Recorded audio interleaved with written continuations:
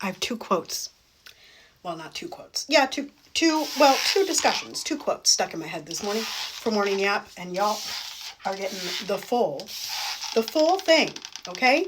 We're doing the hair, we're doing the makeup, we got to choose the earrings, all that jazz.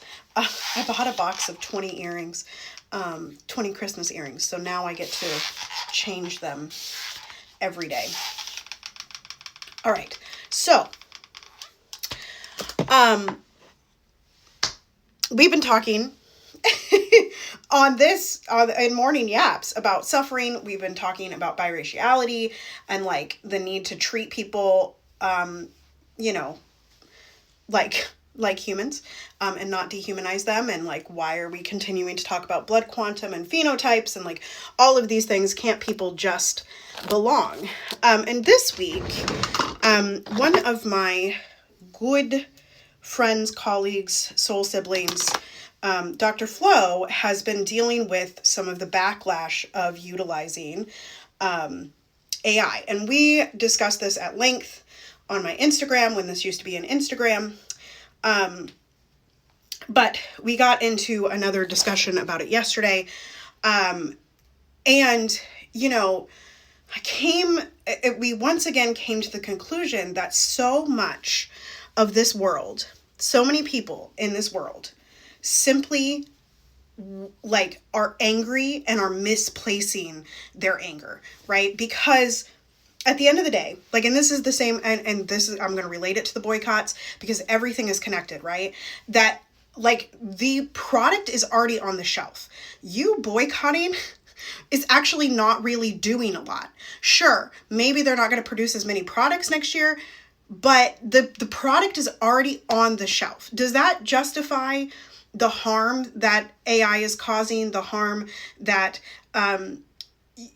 cell phones are causing, the harm that technology is causing? No. Do I firmly believe that if we put pressure in the right place, which is not on each other, right? It's not on other artists. It's not being angry and toxically shaming other people for utilizing these things that are given, right? It is about, well, these are cute. We're going to use these ones. It's about putting pressure on the people that can actually pressure the tech bros, right? It's about decolonizing. It's about uncolonizing. And I just think it's so sad, honestly, that people just want to be angry. And I even experienced this morning. So there was a clip I posted 2 of the yaps yesterday. And unfortunately, like, I don't always review my clips. I just let Substack do it for me. So Substack posted a clip to my YouTube that basically started with, quote unquote, I side-eye I side-eye white people at the grocery store or something like that. And somebody commented, what's your problem? Right? And like, I wasn't angry in the video, and this person, like, and it's hard because it's text, but it's like, you can kind of read people's energy, like whether y'all believe in that or not. I can read people's energies in comment sections, right? I can read when y'all are intimidated by me. I can read when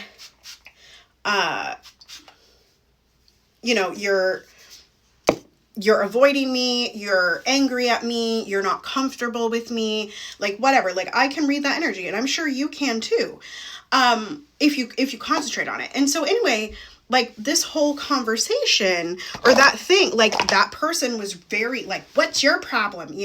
Just let people live in peace. And I'm like, honestly, I am, right? Like, joy is the revolution, baby, and peace is part of joy, okay? Peace is part of joy, and love is part of joy. And so, yes, but also we have to discuss this. And I mean, we don't have to do anything. Y'all don't have to do anything. I feel the need to discuss the things that I am seeing in the world because it feels better than holding it in. Right? It feels better to be discussing these things in community, these big, hard concepts in community, than wrestling over, am I doing enough to stop the things that I don't like? Right? By myself. It feels better. And I find that a lot of the people that are angry And I don't think it's just on the internet, right? A lot of the people that are approaching their lives in anger are often also lonely. They're often people that don't have communities to discuss things in. They are, everything is a call for love, right? Everything is an act of love or a call for love. And so I believe that that's a call for love. It's really dry in Minnesota, y'all. So we're doing double. I bought some Tatcha cream, but I think it got delivered to the wrong house. So I got to go check my mailbox today to see if it ever made it over here, or go knock on my neighbor's door and see if they have it. But anyway, it would be very easy for me to respond in kind.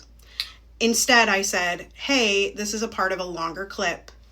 If you'd like to view the whole thing, you can go to lifteveryvoice.substack.com, where you all are watching this at, and I'd be happy to continue to hear your thoughts, or you can go to TikTok and search XYZ and find out the full context of this conversation that this clip is from, right? And people being angry, like, back to this question, and I feel like we ask this question a lot in activism and in decolonization journeys and anti-racism journeys. Who does it serve? Who does it serve? Who is it serving for us to react to each other in this way? For us to toxically shame each other over AI? For us to have all this infighting or like think less, dehumanize people because of their AI use, right? Or because they're an immigrant, or because they're a white person in an Asian market, which I'm not saying this side eye was that. We can all handle a side eye, like I said in that video, right? But, and I always end up with this quote that we probably found a couple years ago now, that Adrienne Mari Brown posted, but it's actually, I cannot remember who it's by, but I will post it on Instagram today because I am feeling called to it once again, which is, I'm paraphrasing, but it is about, it says, a cult is moving in the same direction and thinking the same. A movement is moving in the same direction and thinking differently.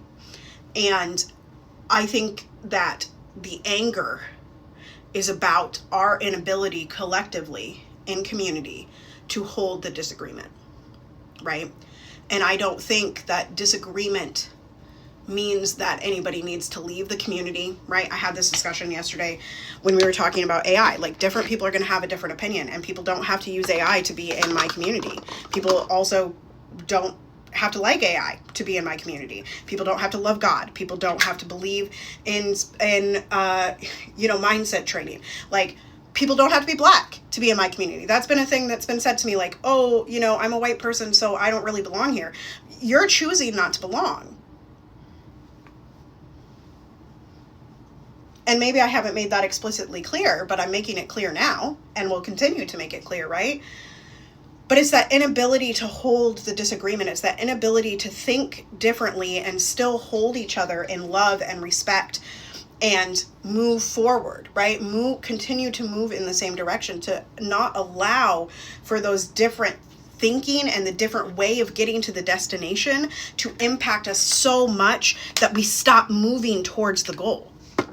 That we stop moving towards our big dreams, that we stop moving towards our missions, our life path, our individual, right, things that light us up. We must be in community. And we also know that communities are not always going to agree. They are not always going to look the same. They are not always going to tackle issues the same way, right? So that's what I'm thinking about this morning. This has been a longer one. I love y'all. I'll see you later. I got to go run a podcast. Toodles.